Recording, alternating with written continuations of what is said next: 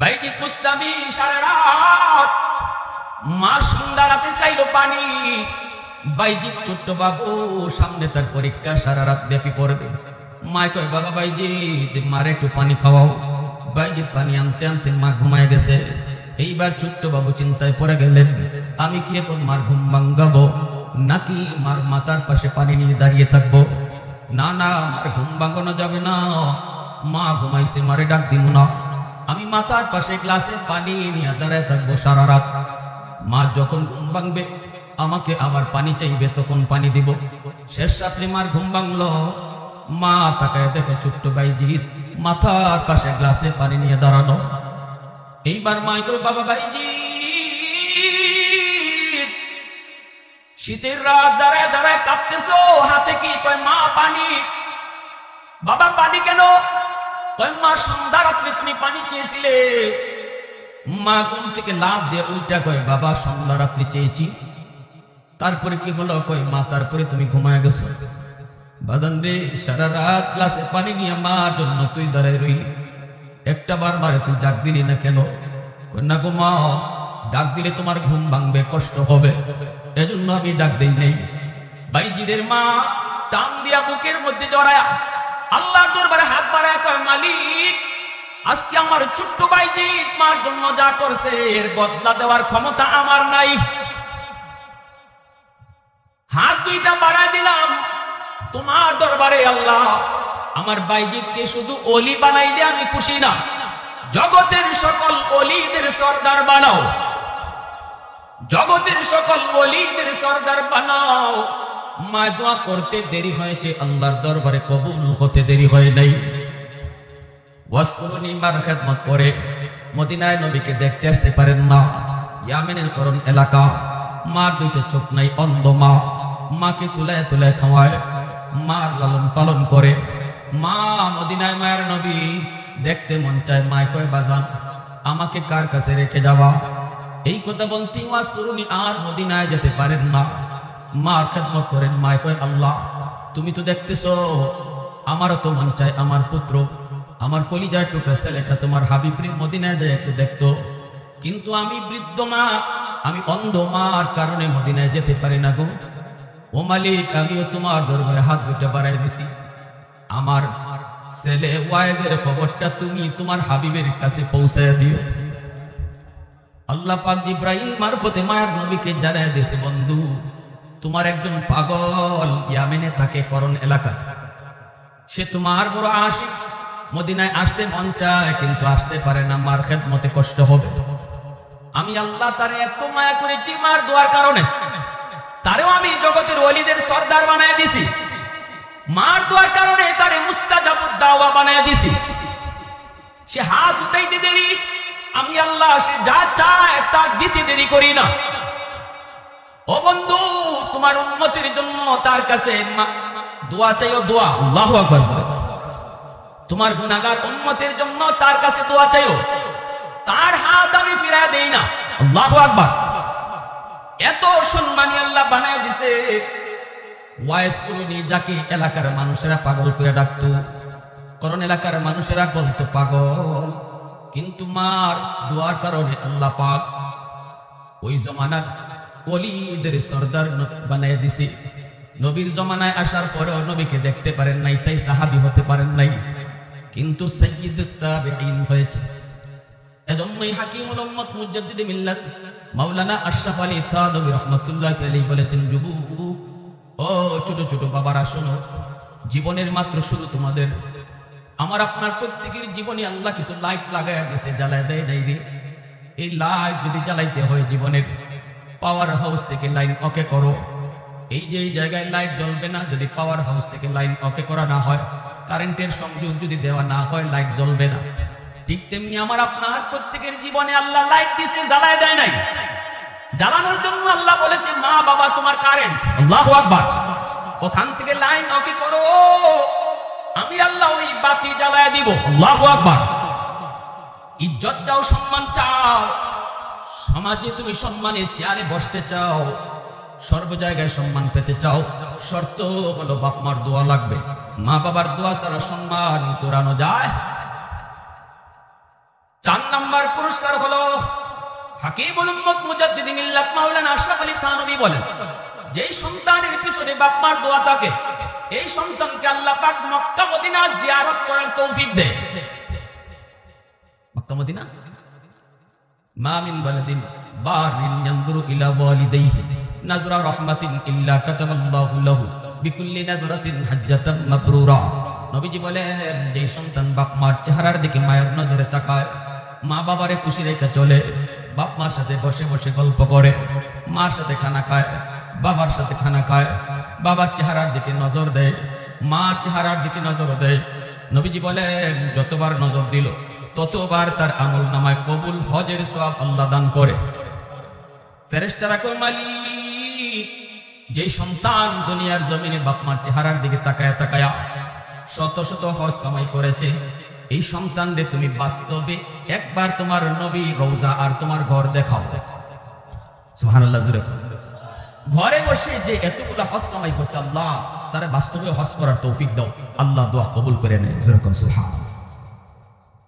এজন্যই মা ভক্ত সন্তান, বাবা ভক্ত সন্তান কেমনে হজে যাবে সে নিজেও জানবে না। টাকা পয়সার বিষয় না, হজে যাইতে গেলে টাকা পয়সা লাগে কথা ঠিক, কিন্তু আল্লাহ চাইলে টাকা পয়সা ছাড়াও আল্লাহ কবুল করতে পারে কি পারে না? অসংখ্য অগণিত নজির আল্লাহ পাক রব্বুল আলামিন চাইলে কবুল করে নেয়। এজন্যই হাকিমুল উম্মত বলেন 4 নম্বর পুরস্কার হলো এই সন্তানকে আল্লাহ মক্কা মদিনা জিয়ারত করায়। 5 নম্বর পুরস্কার হলো যেই সন্তানের পিছনে বাপ মার দোয়া থাকে এই সন্তান মরণের সময় তার কালেমা নসিব হয়।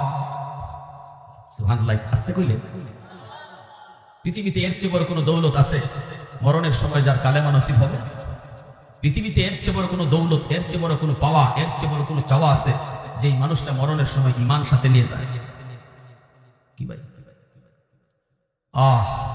নবী সাহাবী আলকামা মরণের সময় তার কালেমা নসিব হয় না। সাহাবায়ে কেরাম রাদিয়াল্লাহু তাআলা আনহুম নবীকে খবর জানানো হলো, নবীজি নিজেও আসলেন, সাহাবী পাঠাইলেন। সাহাবীরা কয়, নবী গো, আমরা আলকামার কানের কাছে কালেমা পড়েছি কিন্তু কালেমা মুখ দিয়ে বের হয় না। নবীজি বলেন, দেখো তার মা আসেনি। খবর নিয়ে দেখা গেল তার মা আছে। আল্লাহ নবী দয়ার নবী মায়ার নবী কয়, মা জানি না তোমার সন্তানের জবান দিয়ে কেন কালেমা বের হয় না, জানি না, তবে আমার মন বলে তুমি সন্তানকে দিল থেকে মাফ করো, সন্তানকে তুমি দিল থেকে মাফ করো, নইলে মনে হয় কালেমা বের হবে না। মা তখন কয়, নবী গো, আমার সন্তান ভালোই ছিল, আমল আখলাক তার ভালো ছিল, কিন্তু একটা কারণে আমি তার উপরে নারাজ, একটা কারণে তার উপরে নারাজ। কোন কারণ? কয়, বউয়ের কথায় আমার সাথে একদিন খারাপ আচরণ করছে। আমাদের এলাকায় এমন সন্তান আসেনি না নাই? বউয়ের কথায় আমার সাথে খারাপ আচরণ। এ আমার নতুন বউয়েরা শোনো, যেই স্বামীর করে তুমি এসেছো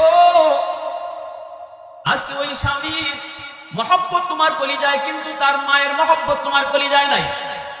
ভালো করে মনে রাখো, ওই শাশুড়ির পেট থেকে তোমার কলিজার টুকরা স্বামী দুনিয়া আইছে। ঠিক কিনা জোরে কর। আজকে তুমি যদি শাশুড়ির সাথে ভালো আচরণ করো, আগামীকাল তোমার ফুতের বউ আইসাও তোমার সাথে ভালো আচরণ করব। আজ যদি তুমি শাশুড়ির সাথে খারাপ আচরণ করো, রেডি থাকো, আগামীকাল তোমার ফুতের বউ তোমার সাথে খারাপ আচরণ করব। এটা দুনিয়াতে আল্লাহ নগদ দিয়ে দিব, নগদ। এজন্যই নবীজি বলেন, একটা কবিরা গুনাহ আছে এমন যেটার শাস্তি আল্লাহ দুনিয়াতে নগদ দেয়, সেটা হলো হুকুকুল ওয়ালিদাইন ফাইন্নাহু ইউআজ্জালু লিসাহিবিহি আবলাল মামা। সাবধান, মা বাবারে কষ্ট দেওয়া। বউ যদি শ্বশুর শাশুড়িরে কষ্ট দেয়, সন্তান যদি বাপ মারে কষ্ট দেয়, বাদ দেয় না, আরেক ঘরে ফলায়া রাখে। মা মানুষের বাড়িতে কাম করে করে খায়। এর যুবক, আজকে যেই মারে তুমি কাঁদাইতেছো, অপেক্ষা করো, একদিন তোমার সন্তানও তোমারে কাঁদাইব।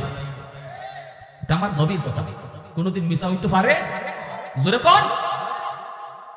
সব গুনার শাস্তি আল্লাহ পরকালে দিব, কিন্তু এই গুনাহটার শাস্তি আল্লাহর নবী কয় দুনিয়াতে আল্লাহ মরার আগে নগদ দেয়, নগদ। সন্তান যদি বাপ মারে কষ্ট দেয়, এই শাস্তিটা আল্লাহ এই সন্তানদের মরার আগে নগদ দেয়, নগদ। এজন্য বলি, হাত জোর করে বলি, সাবধান। বুখারী শরীফের ভিতরে একখান হাদিস এসেছে। এই ঘটনাটা বলে বিশেষ দিচ্ছি। একজন বহুদূর আল্লাহর ওলি ছিল, নাম জুরাইজ। এই জুরাইজ তিনি আল্লাহর ইবাদত করার জন্য জঙ্গলে চলে গেছেন। সেখানে যায় তিনি একটা ঝুপড়ির মধ্যে ছোট্ট একটা ঘর বানায়া, ভাঙ্গাচোরা একটা ঘর বানায়া আল্লাহর বন্দেগী করে। এটা আমার আপনার নবীর জমানা না, বনি ইসরাইলের জমানা। কিন্তু ওই জুরাইজ তিনি আলেম ছিলেন না, তিনি আবেদ ছিলেন। আবেদ মানে ইবাদত খুব করতেন, কিন্তু আলেম না। কি না?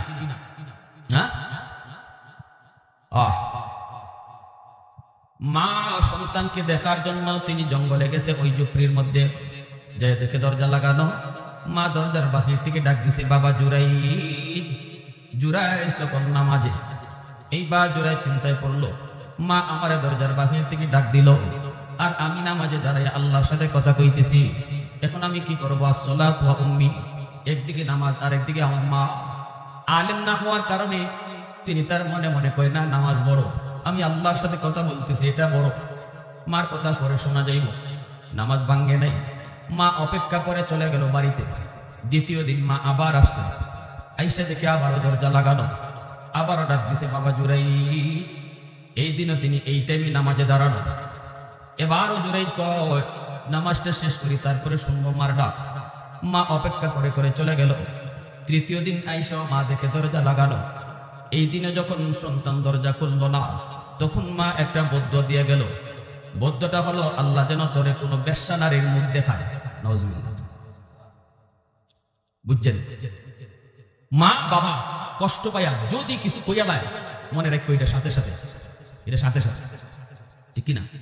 হ্যাঁ, এটা ফিরে না, এটা কবুল হয়। এজন্য মা বাপ মা যারা আছে আপনাদেরকে বলবো, সন্তান না বুঝে যদি কখনো কখনো কষ্ট দিয়ে ফেলে, সাবধান, বদ্ধ দিয়েন না। কারণ বদ্ধটা দিলে এটা কিন্তু কবুল। এই সন্তান যখন বিপদে পড়বে, তখন মা আর ওই বাবাই সবার আগে কানবে। সন্তানের বিপদ কিন্তু মা বাপ মা সইতে পারবে না, যতই কষ্ট দিক, যতই বাপ মারে কষ্ট দিক। এজন্য ধৈর্য ধরেন। আর এই কথা বলবেন, আল্লাহ আমার সন্তানকে তুমি বুঝ দাও, আল্লাহ আমার সন্তানকে হেদায়েত দাও। আল্লাহ বুঝে না, গজব দিও না। আল্লাহ ঠাটা ফেলায় মাইরো না, আল্লাহ অ্যাক্সিডেন্টে ফেলায় মাইরো না। আল্লাহ কষ্ট আছে আমাদের দিলে, তোমার কাছে দোয়া চাই, সন্তানকে বুঝ দিও। এইভাবে দোয়া কইরেন, ডাইরেক্ট বদ্ধ দিয়েন না। অনুরোধ, সন্তান বদ্ধ দিলে এটার মধ্যে ফিরে যাব, তখন মা আর বাবাই সবার আগে কান্না শুরু করবো। কিছুদিন যেতে না যেতেই এইদিকে দেখা গেল একটা যুবতী মেয়ে অন্যায় কাজ করলো, জিনা করলো, পেটে সন্তান আসলো, বাচ্চা হয়ে গেল। এলাকার মানুষেরা কয়, এই তোর বিয়ে হয় নাই, বাচ্চা আসলো কোত্থেকে?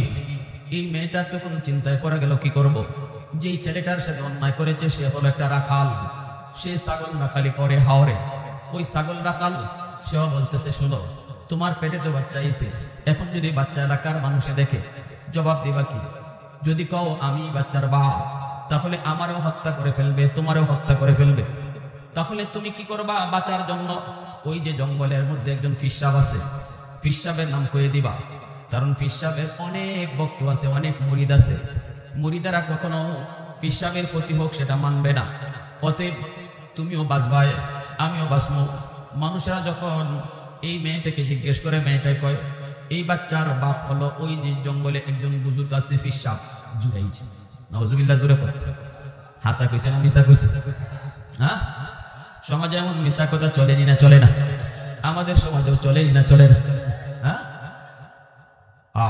কত ষড়যন্ত্র যে চলে, নিজের মানুষের মাইরে আরেকজনের উপরে ফেলাই দেবে। এইগুলো আমরা মানুষের চরিত্র। আমি নিজের দেখা, আমি নিজেও জানি এমন ঘটনা। হেরার মানুষই হেরা মারছে, মাইরা এই লাশ যে প্রতিপক্ষ আছে হের বাড়ির সামনে ফেলাইতে রাখছে।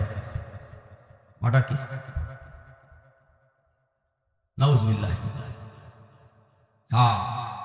দুনিয়া বেশি দিনের না, রং তামাশা বেশি দিনের না। তবে ভালো করে মনে রাখবেন, যে যতই গোপন করি, সত্য কোনোদিন গোপন থাকে না। কোনোদিন সত্য গোপন থাকে না। যতই সত্যের দামা চাপা দিতে চাই, সত্য গোপন থাকে না। এইবার জুরাইজের ঘরে এসে আক্রমণ। এলাকার মানুষেরা কয়, বাপরি অত বড় বুজুর্গ জানি, ইনি কাম করছে, আর কোনো তদন্ত নাই, যাচাই বাছাই নাই। মানুষ তো আছে, বিশেষ করে যদি এটা সাদা পাঞ্জাবি হয়, তাইলে তো আরো বেশি, ঠিক না? বুজুর্গ পাঞ্জাবি হইলো সাদা, একটু দাগ লাগলেই দেখা যায়। হ্যাঁ, সুই সালুনি আছে না? সালুনির মাঝে ছিদ্র আছে কয়টা? সালনি শুইরে কয় তোর ফুটকি দিয়ে ছিদ্র কেন লাগে? শুয়ে কয় তোর কয়টা? শুয়ে কয় কয়টা? হের যে পতলা ছিদ্র ওই খবর নাই, শুয়ের পিছনে যে একটা ছিদ্র আছে এটা নজরে পড়ে গেছে। আমার যে কাপড় আর কাপড় নাই, নাফাত লাগতে লাগতে পুরো সব কালো হয়ে গেছে, কি খবর নাই, কিন্তু হুজুরের কাপড় একটা সাদা পাঞ্জাবিতে একটা দাগ লাগিয়েছি, এটা খবর আছে। কোনো কথা নাই, বার্তা নেই, গিয়া ওই হামলা, গিয়া ওই হামলা। ইখানে আবার জিগা নেই, ইখানেও জিগা নেই। বাঙ্গা চূড়াকর এমনি তো বাঙ্গা, গিয়ে ওই আরো ভাঙছে। এরপরে দিকে শুরু মাইরও করছে। জুরাইজ কয় আমারে কেন মারো গো? কয় হয় এখন তো কইবা কেন, কিছুই বুঝো না, এখন তো কিছুই বুঝবা না, যা করার তো করছো। কই কি হইছে একটু কও না। দুই পক্ষ হয়ে গেছে, আরেক দলে কয় সাবধান, হুজুরে গায়ে হাত দিবি না, আগে বুঝে লই। সমাজের মধ্যে কিছু মানুষ আছে তারা আলেম ওলামাকে অনেক মহব্বত করে, ঠিক কিনা জোরে বলে? কিছু কইলেই লাভ দেয় না, কয় আগে বুঝছেন, ঠিক কিনা? দুই পক্ষ হয়ে গেল। এইবার কয় মেয়েটা কি কয় শোনো, কিরে কয় এই মেয়েটা কইতেছে এই বাচ্চার বাপ বলে তুমি? জুরাইজ কয় আস্তাগফিরুল্লাহ, নাউজুবিল্লাহ, মহিলার আমি জীবনে কোনোদিন দেখি নাই। কই কথা কইলে তো ওই তো না, মহিলাই নিজে কইতেছে তুমি বাপ। জুরাইজ কয় তাহলে সাক্ষী মানবো প্রত্যেকে। জুরাইজ তখন চিন্তায় পড়ে গেল, ঘটনা তো এটা না। তৃতীয় দিন আমার মা যখন আমাকে না পায় দরজার পাশ থেকে গেছে, আর একটা পদ্ধতি ছিল, আমি নামাজেও শুনছি কথাটা, আল্লাহ তোরে যেন কোনো বেশ্যা নারীর ফান্দে ফালায়, গন্ডগোল ওই জায়গায় এই জায়গায় না, ঠিক না? হ্যাঁ, আগুন লাগছে শেরপুর, পানি দেই হরিপুর, গন্ডগোল তো ওই জায়গায়। এইবারে জুরাইজ কয় শোনো, বুঝছি আমি গন্ডগোল কোন জায়গায়, আমি ফিরে গেছি বিপদে, তবে আমার ভুল আমি স্বীকার করব, মার কাছ থেকে মাফ চাই নিব, আল্লাহ আমার বহুত বড় ভুল হয়েছে, বিপদ থেকে উদ্ধার করো। এই বললে জুনাইদ আল্লাহর সাহায্য চাইয়া তিনি বলতেছে সাক্ষী কে মানবো, প্রত্যেকে মানবো, সাক্ষী আমারও নাই, এই মহিলারও নাই, তবে আমি এই দুধের বাচ্চা, যেই বাচ্চা মার কোলে আছে, এই দুধের বাচ্চাকে সাক্ষী দিতে বলবো। বুখারী শরীফ, ইমাম বুখারী রাহমাতুল্লাহি আলাইহি বুখারী শরীফের মধ্যে এনেছেন, ওই বুজুর্গ শাহাদাত আঙ্গুল দিয়া ওই দুধের বাচ্চার পেটের মধ্যে একটা গুতা দিয়া কয়, এ ওয়ালাদ, ইয়া ওয়ালাদ, মান আবুক, হে বাচ্চা তোর বাপকে ডাকো। সাথে সাথে আল্লাহ ওই দুধের বাচ্চার জবান খুলে দিছেন। এই ক্ষমতা আল্লাহর আছে না নাই? আল্লাহ চাইলে দুধের বাচ্চার জবান আল্লাহ দিতে পারে কি পারে না? ওই দুধের বাচ্চার জবান খুলে গেল। সাথে সাথে বাচ্চাটা ডাক দিয়ে কয়, আবি ফুলান রাই, আমার বাপ হলো অমুক রাখাল। আল্লাহু আকবার। উপস্থিত মানুষের ভিতরে সবাই বুঝে গেল জুরাইজ দোষী নয়, দোষী হলো ওই রাখাল। সাথে সাথে এই মানুষগুলা জুরাইজের পা ধরে মাপ চাইল, মহিলাকে অ্যারেস্ট করলো, ওই রাখালকে অ্যারেস্ট করলো, জুরাইজের পা ধরে মাপ চাইল, হুজুর আমাদের ভুল হয়ে গেছে, মাফ করে দেন, আর এই ভাঙ্গা ঘর আর ভাঙ্গা ঘর না, আমরা বিল্ডিং বানায় দিব। জুরাইজ কয় আমি বিল্ডিং এ থাকতে চাই না, বিল্ডিং এর প্রয়োজন নাই, তোমাদেরও কোনো দোষ নাই, দোষটা আমার নিজে বলি, দোষটা আমার। মার পা ধরে যায় মাপ চাইছে। ভাইরা বন্ধুরা, কিতাবের ভিতরে লিখে, লাউ কানা জুরাইজ ফাকিহান, জুরাইজ যদি আলেম হইতো কখনো এই ভুল হইতো না। এজন্য রাসূল কয় ফাকিহুন ওয়াহিদুন আশাদ্দু আলা শাইতান মিন আলফি আবিদ। একজন আলিমকে শয়তান হাজার আবিদ, যে আলিম না শুধু ইবাদত করে, আলেম না, কোরআন হাদিসের জ্ঞান নাই কিন্তু ইবাদত করে, এমন 1000 আবিদকে শয়তান পথ ভুলাইতে যতটা শয়তানের কষ্ট হয়, একজন আলেমকে পথ ভুলাইতে এর চেয়ে বেশি কষ্ট হয়। আমার নবী বলছে কথাটা, বিশ্বাস হয় না আপনাদের?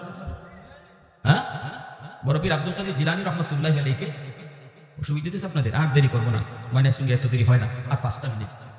তাহাজ্জুদের সময় শয়তানে আইসা ওই উপর থেকে শয়তান আওয়াজ দেয়, ও আব্দুল কাদের, আব্দুল কাদের, আমি আল্লাহ বলতেছি, শয়তানে কয় আমি আল্লাহ বলতেছি। কি কষ্ট করে তুমি তাহাজ্জুদ ফরবার লাগে উঠতেছ, সারা জীবন কম ইবাদত করছো, আমি আল্লাহ, আমি তোমার উপর খুশি হয়ে গেছি, আর ইবাদত করার লাগতো না।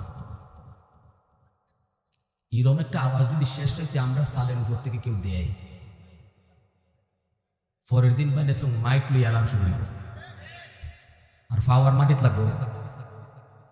হ্যাঁ, আর যদি মহিলারা ঘুমিয়ে তো বাপ ডাকতে সময় লাগতো না। মা বললে তো খালি যদি কোনো অমুক জায়গায় দয়াল বাবা এসে আর জামাই রেজি না, দয়াল বাবার নাম বললে তো এই ধরনের হইলে তো আমরা কইতাম যে হইছে আমি আব্দুল কাদের জিলানী হয়ে গেছি, আমারে আল্লাহ আমার সাথে আল্লাহ কথা কয়। বড় পীর আব্দুল কাদের জিলানী কয় আস্তাগফিরুল্লাহ আস্তাগফিরুল্লাহ, তুই ইবলিস, তুই ইবলিস, আমার আল্লাহ হইতেই পারে। ইবলিসে কয় কেমনে বুঝলা? ভালো করে বুঝছে কইও, আমি কিন্তু আল্লাহ কইতাছি। বড় পীর কয় তুমি আল্লাহ হইতেই পারো না, কারণ আল্লাহ তার নবীরে কয় ওয়াবুদ রাব্বাকা হাত্তা ইয়াতিয়াকাল ইয়াকিন, নবী গো আপনিও মরণ পর্যন্ত আমার ইবাদত করেন। যেখানে আল্লাহ তার নবীরে কয় মরণ পর্যন্ত ইবাদত করার, হি আল্লাহ আমার মতো কটায়ার মডাই আব্দুল কাদের জিলানীরে ইবাদতের পেনশন দেয় কেন? এটা এই যে এই কথাটা কি কোনো আলিম ছাড়া কেউ কোনোদিন কইতে পারলো না? কইতে আপনারা আলিম ছাড়া কইতে পারলো না? এই আয়াত নিয়ে জানা আছে। আমি মনে মনে ভাবলাম হইতে পারে 70 বছর যাবত তাহাজ্জুদ করতেছে, আল্লাহ তো পেনশন দিতে পারবে, আর কত নামাজ পড়তে। আল্লাহ যখন কইলিছে আল্লাহ আমার খুব খুশি হয় না, কিন্তু তাই নি কথা কইছিল, কইছিল পরে শয়তানে কয় রে আব্দুল কাদের তোর এলেমে তোর বাসাই বাসকে। আব্দুল কাদের জিলানী কয় আস্তাগফিরুল্লাহ, কই এখন আবার কি তুইল, এখন আবার কি তুই বলি, এখন তো বালা কুতুই কইলাম তোমার এলেমে বাসাই। বলে না, এটা তোর আগেরটার থেকে আরো বড়টা,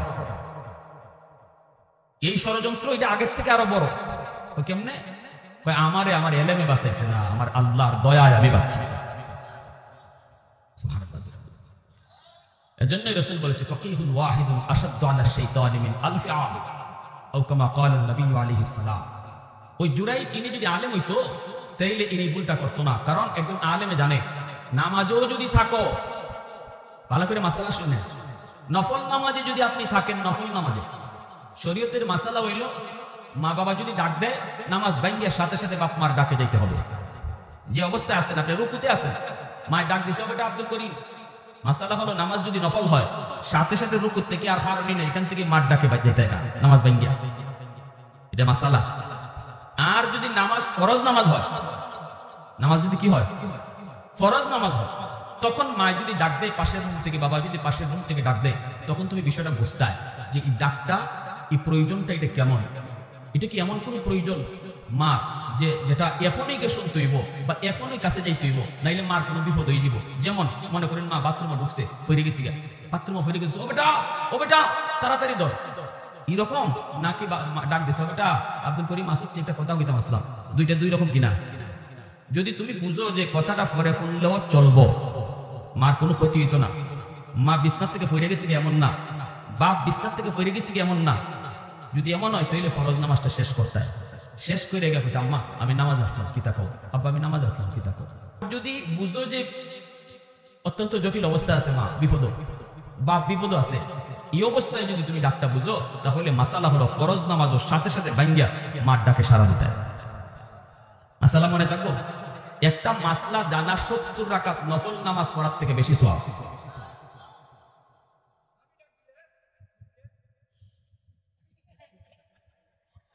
এখানে এই মাসালা বউ নামাজ আসল, জামাই ডাক দিস, তাই না বুঝতা নফল নামাজ হইলে জামাই ডাক দেওয়ার সাথে সাথে যেই টাকা নামাজ ভাঙ্গিয়া, কারণ মহিলাদের জন্য স্বামীর অনুমতি ছাড়া নফল রোজা রাখা যায় না, স্বামী অনুমতি ছাড়া মহিলাদের জন্য নফল রোজা রাখা কিনা যায় না, নফল রোজা রাখার আগে স্বামীর অনুমতি লাগবে। হ্যাঁ, মহিলা যদি ফরজ নামাজও থাকে আর স্বামী যদি ডাক দেয়, তাহলে বুঝতো এই ডাকটা কি রকম, পরে গিয়ে হুল্লো হইব নাকি ওখানে যাওয়ান লাগবো। স্বামী প্যারালাইসিস রোগী, বিছনাত পড়া, বিছনাত থেকে ফিরে গেছি গা অথবা বাথরুমে ফিরে গেছি গা, তখন বউয়ের কাজ হইলো, দায়িত্ব হইলো, মাসালা হইলো, সাথে সাথে নামাজ ভাঙ্গিয়া যেতে গা। আপনি নামাজও খারেছেন, দেখতেছেন কানা বেটা আসতেছে যাইতেছে, একটু পরে গিয়ে ফিরে দিব খালো। এখন আপনি যদি আলিম না হই তো কইবা এ খালো ফেরুক নাকি আগুনও ফেরুক আমার ভিতরে, এ আগুনও ফেরুক, আমি আমার নামাজ পড়তেছি, আমার আল্লাহর সাথে কথা কইতেছি, এর থেকে বড় কিটা আছে? কিন্তু শরীয়তের মাসলা নামাজ ভেঙে নিতে ভেঙে তাড়াতাড়ি তারা আটকাইতে। ওই এলেমের গুণ আসতেছে না আসতেছে না? বাচ্চা ঘুমাই দিছে, পরে ইতেছি হাঁটতে গিয়া দেখতেছো নামাজ ভেঙে নিতে। এই সময় বুজুর্গি দেখে লাভ নাই, বলে না আমার আল্লাহ বাঁচাইব না, আমি নামাজ পড়ি না। কথা কি ভাই? হ্যাঁ পাইছে সুবল মাইরে দিব, আপনি নামাজ উড়িয়েছেন না, মাসালা হইল নামাজ ভাঙতা ভেঙে জীবন বাঁচাইতা। এজন্যই কিতাবে লেখছেন জুরাই যদি লাউকানা জুরাই ফকিহ, যদি ফকি হইতা তাইনি কামটা করতাম। এজন্য আমার ভাইরা বলতেছিলাম, মা বাবার দোয়া বদুয়া সরাসরি কার দরবারে কবুল? আল্লাহর দরবার। এই যুবক, লেখাপড়ার উন্নতি চাও, ব্যবসা বাণিজ্যে বরকত চাও, হায়াতের ভিতরে বরকত চাও, লম্বা হায়াত চাও, শর্ত হলো বাপ মার দোয়া। কারা কারা বাপ মার দোয়া নিতে রাজি আছে? হাত উঠে দেখাও। আল্লাহ তুমি কবুল করো। সবাই বলে না আমিন, আরো জোরে আমিন। এখন কইবা হুজুর আমরা যারা মা নাই বাপ নাই আমরা কার দোয়া নিতাম? আপনার লাগে একটা সবক দিয়ে দিই। আল্লাহ রসুল কইছে জুম্মার দিন মা বাবার কবর জিয়ারত করছে যে সন্তান যাইব, মান যারা কবর আবাইহি ফি কুল্লি জুমআতিন গুফিরা লাহু কুতিবা বাররান। জুম্মার দিন যদি মা বাবা দাদা দাদির কবর জিয়ারত করা হয়, তাহলে এই সন্তানকে আল্লাহ বাধ্য সন্তানের তালিকাভুক্ত বানায় দেয়, তার গুনাহও মাফ করে দেয়। পারবো জুম্মার দিনে কবর জিয়ারত করতাম? খুব কঠিন না সহজ? কার কার নিয়ত আছে দুই হাত তুললে করে আল্লাহরে দেখাও।